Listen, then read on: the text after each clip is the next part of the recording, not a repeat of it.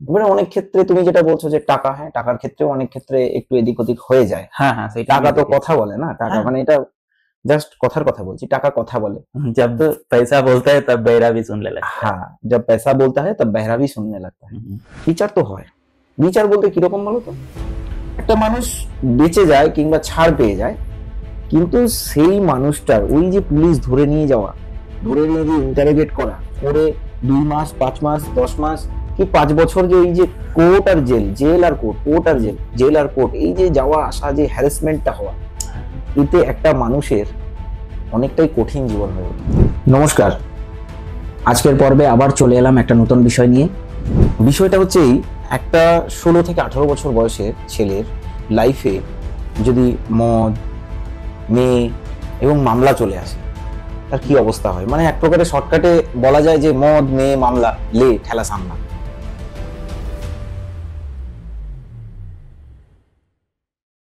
তো শুরু করা যাক। হ্যাঁ অবশ্যই। তো মদ, মদ নিয়ে প্রথম কথা বলি। হ্যাঁ। মদ এমন একটা জিনিস যে কোনো মানুষ যদি হঠাৎ করে মদে আসক্ত হয়ে যায়, তো সেই মানুষটা প্রথমে প্রচুর পরিমাণে মদ খায়। মদ খেতে খেতে তার সঙ্গে কি যদি মেয়ের নেশাও ধরে যায়, মেয়ের নেশার পরে যদি কোনো কেস খেয়ে যায়, মানে মামলা যদি তার জীবনে চলে আসে, এইবারে আর সে ঠেলা সামলাবে কি করে খুঁজে পায় না। যে ছেলেটা 12-15 বছর পর্যন্ত ঠিক ছিল, খুব মন দিয়ে পড়াশোনা করছিল, বাবা মায়ের আদরের ছেলে, হঠাৎ 16 বছর পরে তার দেখা যাচ্ছে পরিবর্তন আসছে। কিরকম? মাধ্যমিক দিয়ে দিয়েছি, আমাকে আর কে ধরে, 11-12 লেভেলে যাবো, আস্তে আস্তে হ্যাঁ উড়ু উড়ু মন। তারপরে কি প্রেম, প্রেম করব, কখনো কখনো আবেগপ্রবণ হয়ে গিয়ে ফিউচার না ভেবে, কেরিয়ার না ভেবে প্রেমে পাগল হচ্ছে। প্রেমে পাগল হওয়া মানে কি মেয়ের নেশায় পরিণত হয়ে যাওয়া, ঠিক আছে, যেটা কোনো প্রয়োজনই নেই ওই সময় ওর জীবনে, হ্যাঁ তাই না? তারপরে কি হচ্ছে, কেউ হয়তো প্রেম করছে, ডিস্টেন্স মেনটেন করে, কেউ এত আবেগপ্রবণ হয়ে যাচ্ছে, মানে যে ছেলেটা আবেগপ্রবণ হয়ে যাচ্ছে সে কি করছে, ধোকা খাচ্ছে। কেননা সবাই তো আর হ্যাঁ বলবে না, কেউ কেউ বলছে যে না এখন আমি প্রেম টেম সবকিছু করতে চাই না, ভালোবাসা এইসব আমার পছন্দ না, আমি কেরিয়ার নিয়ে ব্যস্ত থাকবো, ব্যাঘাত খাচ্ছে। তখন কি হচ্ছে, বেওয়াফা স্ট্যাটাস দিচ্ছে, তাই না? হ্যাঁ। তারপর কি হচ্ছে, স্ট্যাটাসে দেখবে আজকালকার ছেলেগুলো, হ্যাঁ হ্যাঁ ওরকম দারুণ অনেক স্ট্যাটাস, হ্যাঁ স্যাড স্ট্যাটাস, তার মানে কি আস্তে আস্তে সে মদের দিকে কনভার্ট হচ্ছে। এইবার নানান রকমের ইমোশনাল ব্ল্যাকমেল, এটা আমি তোকে না পেলে মরে যাব, এই করব ওই করব, এগুলো কিন্তু আসে বর্তমানে, এরকম অনেক ঘটনা ঘটছে। তারপর কি হচ্ছে, প্রেম করছে, যেমন এই যে শ্রদ্ধা মার্ডার কেস আমরা কিছুদিন আগে খবরের কাগজে দেখলাম, টিভিতে কি হলো, এত ট্যালেন্টেড দুজন মানুষ কি রিলেশনে থাকছে, বিয়ে করবো না কিন্তু রিলেশনে থাকবো। এবার কি হলো, শ্রদ্ধা যখন বুঝতে পারলো যে না আমার মনে হচ্ছে ভুল হচ্ছে, আমি কোনো একটা ভুল মানুষকে পছন্দ করে ফেলেছি, তখন সে কি করবে, সে তো সরে আসতে চাইবে, হ্যাঁ তাই না? সে ওইটা থেকে পিছিয়ে আসতে চাইবে। হ্যাঁ, কিন্তু পিছু বললে হবে না। তখন ওই ছেলেটা কি করছে, কোন একটা ক্রাইম ঘটিয়ে বসছে, যেমন শ্রদ্ধা মার্ডার কেস আমরা দেখলাম যে তাকে কিভাবে কি করেছিল।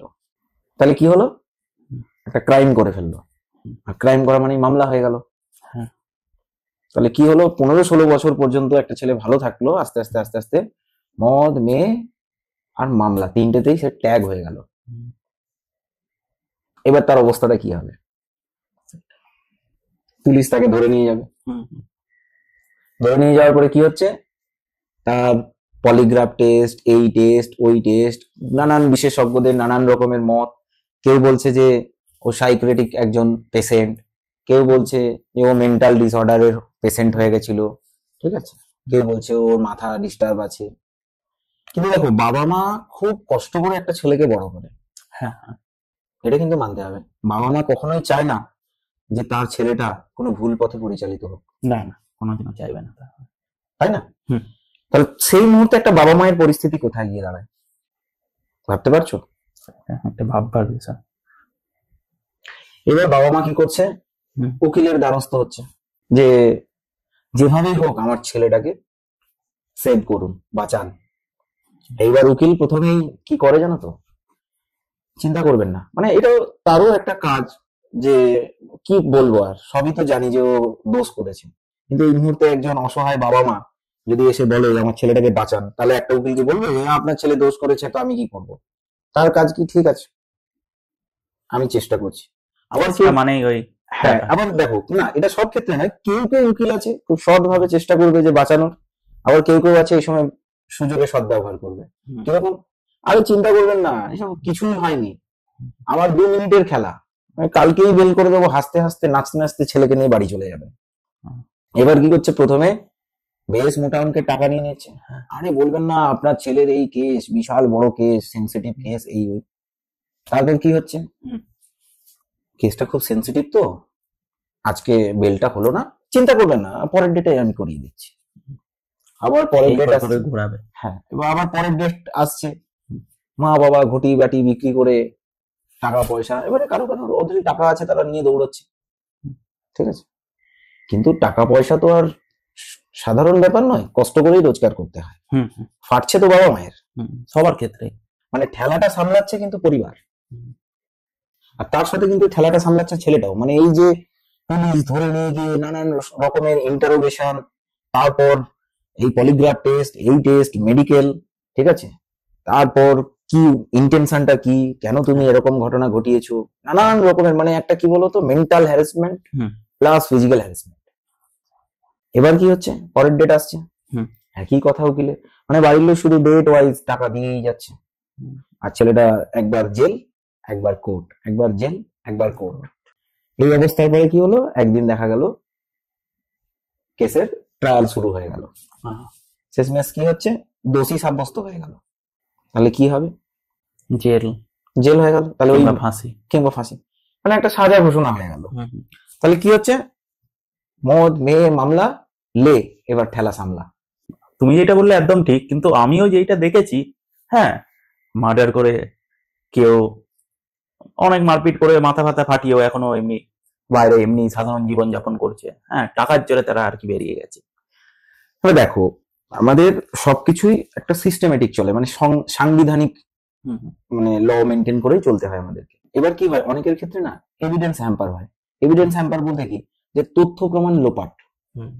এবারে কেউ কেউ কি হয়, কোনো একটা ক্রাইম করলো, করে তাকে পুলিশ যতটা পারলো ইনভেস্টিগেশন করলো, এবারে পুলিশের হাতে যতটা তথ্য পৌঁছালো সে তো ততটাই তথ্য কোর্টে গিয়ে পৌঁছাবে। এর মধ্যে অনেক রকমের অনেক মতামত আছে, মানে দ্বিমত যাকে বলে। কিন্তু আমি যেটা ছোট, আমার যেটা মনে হয় যে পুলিশ যতটা পারলো সেটা তথ্য পৌঁছে দিল। এবার পুলিশ যদি চেষ্টা করে যে সঠিক ঘটনাটাকে পৌঁছে দেওয়া, পুলিশ 100% পারবে। এবারে অনেক ক্ষেত্রে তুমি যেটা বলছো যে টাকা, হ্যাঁ টাকার ক্ষেত্রেও অনেক ক্ষেত্রে একটু এদিক ওদিক হয়ে যায়। হ্যাঁ হ্যাঁ, টাকা তো কথা বলে না, টাকা মানে এটা জাস্ট কথার কথা বলছি, টাকা কথা বলে। जब पैसा बोलता है तब बहरा भी सुनने लगता है। হ্যাঁ, जब पैसा बोलता है तब बहरा भी सुनने लगता है। তো এরকম, এটা কি বলতো, এটা 10টার মধ্যে হয়তো একটা হয়ে যায়, ঠিক আছে, কি 10টার মধ্যে দুটো হয়ে যায় এরকম। কিন্তু একটা জুডিশিয়াল ফ্যাক্ট যেটা দেখা যায়, যে বিচার তো হয়। বিচার বলতে কিরকম বলতো, একটা মানুষ বেঁচে যায় কিংবা ছাড় পেয়ে যায়, কিন্তু সেই মানুষটার ওই যে পুলিশ ধরে নিয়ে যাওয়া, ধরে নিয়ে গিয়ে ইন্টারোগেট করা, করে 2 মাস 5 মাস 10 মাস কি 5 বছর, যে এই যে কোর্ট আর জেল, জেল আর কোর্ট, কোর্ট আর জেল, জেল আর কোর্ট, এই যে যাওয়া আসা, যে হ্যারাসমেন্টটা হওয়া, এতে একটা মানুষের অনেকটাই কঠিন জীবন হয়ে ওঠে। হ্যাঁ অবশ্যই।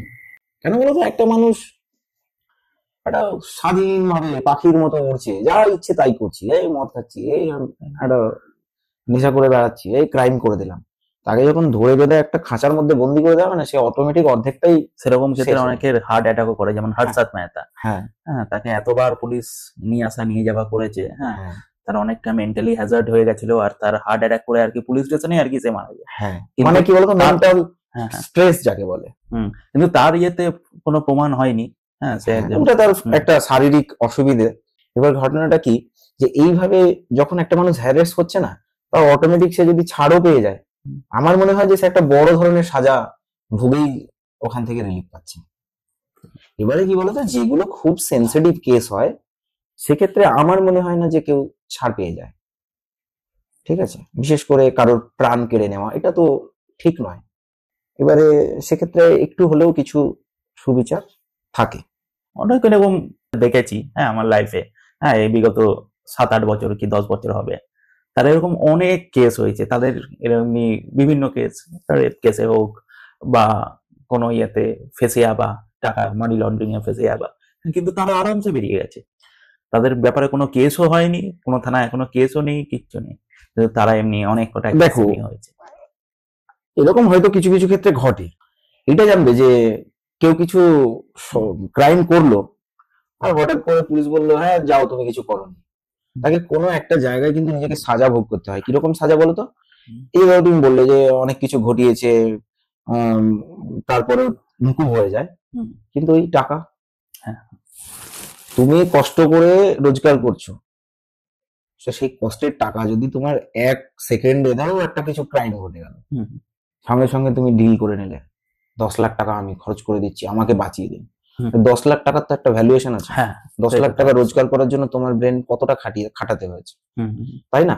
তো এরকম ক্ষেত্রে কিছু কিছু ক্ষেত্রে কিছুটা সাজা হয়তো কমে যায় কিংবা কিছুটা রিলিফ হয়, কিন্তু পুরোপুরি রিলিফ হওয়াটা কিন্তু চাপ। তোমার নামে ব্লেম লাগবেই, তুমি যতদিন বেঁচে থাকবে ততদিন তুমি হয়তো টাকা দিয়ে খালাস হয়ে গেছো, কিন্তু তোমাকে প্রকৃতি ছেড়ে দেবে না। তুমি রাস্তা দিয়ে যাবে, তোমাকে সাইড থেকে বলবে ওই লোকটা তো রাস্তা দিয়ে, কি বলছি বুঝতে পারলে? মানে ওই খেলাটা কিন্তু তোমাকে সারা জীবন সামলাতে হবে। অতএব আমার মনে হয় যে চেষ্টা করা যে কোনো রকমের কিছু ক্রাইম কিংবা কোনো কিছু না করে যদি আমরা একটা সুস্থ জীবনের মধ্যে থাকি, তাহলে কিন্তু কোনো রকমের সমস্যায় পড়তে হবে না।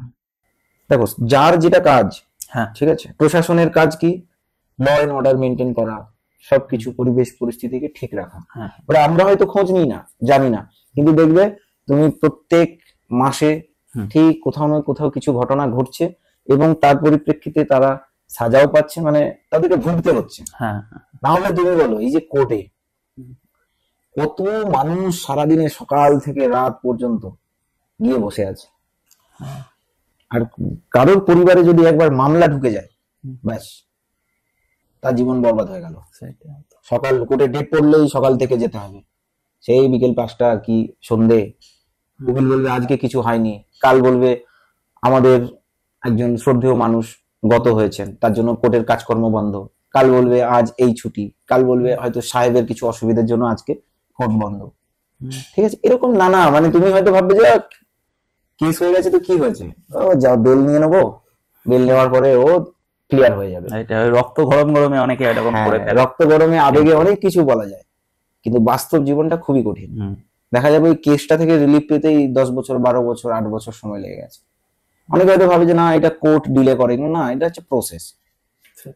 হয়তো কোর্টের এই যে যেটা বললাম যে কোন একজন শ্রদ্ধেয় মানুষ বার অ্যাসোসিয়েশনের মারা গেছে, সেদিন তো কোর্ট বন্ধ থাকবে, তাহলে কি হলো, তুমি আরো 1 মাস পিছিয়ে গেলে কি 2 মাস পিছিয়ে গেলে, আবার নেক্সট কবে হিয়ারিং এর ডেট হবে সেদিন তুমি ডাক পাবে। সেদিন যদি তোমার, তারপরে তো আন্ডার ট্রায়ালে তোমার সাক্ষী আসবে একদিন, তার কাছে তোমার উকিল, অপোজিট সাইডের উকিল, প্রশ্ন উত্তর হবে, কোর্টে সবকিছু মিলিয়ে দেখা হবে যে কে সঠিক কে বেঠিক, দোষ করেছে কি সে নির্দোষ।